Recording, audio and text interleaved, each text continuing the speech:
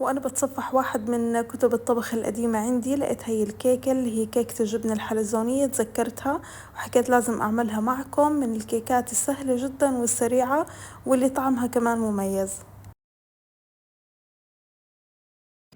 عندي البيض والفانيلا والسكر، راح أخفقهم مع بعض لحتى الخليط ينفش عندي ويفتح لونه بهذا الشكل.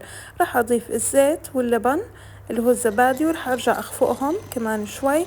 بعدين عندي آخر إشي هلأ المواد الجافة اللي هي الطحين والبيكنج باودر.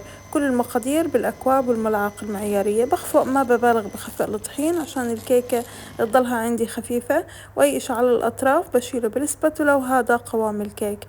هلأ القالب اللي راح أخبز فيه مقاسه 10 إنش، حطيت فيه خليط الكيك، بطرقه هيك طرقتين لحتى يتساوى عندي الخليط. جبنة كريمية، أهم إشي إني مطلعتها من التلاجة لحتى تصير عندي طرية. بخفقها لأتخلص إذا فيها أي كتل. حطيتها بكيس الكريمة وراح أعملها هيك بهذا الشكل الحلزوني، عشان هيك اسمها كيكة الجبنة الحلزونية.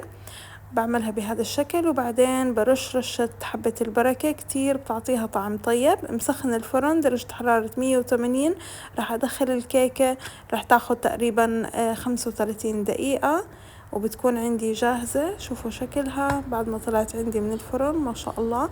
هلأ والكيكة سخنة بسقيها، ممكن أسقيها بقطر أو بعسل حسب رغبتكم، حسب ما بتحبوا. أنا سقيتها بالعسل وممكن كمان بالقطر. الطريقة التقليدية بجبنة الفيتا، بس أنا بحبها بالجبنة الكريمية، بتكون أقل ملوحة وطعمها أنسب مع طعم الكيكة.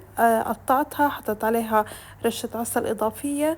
جربوها، طعمها كتير لذيذ وطيب وجدا سهلة. صحتين وألف عافية.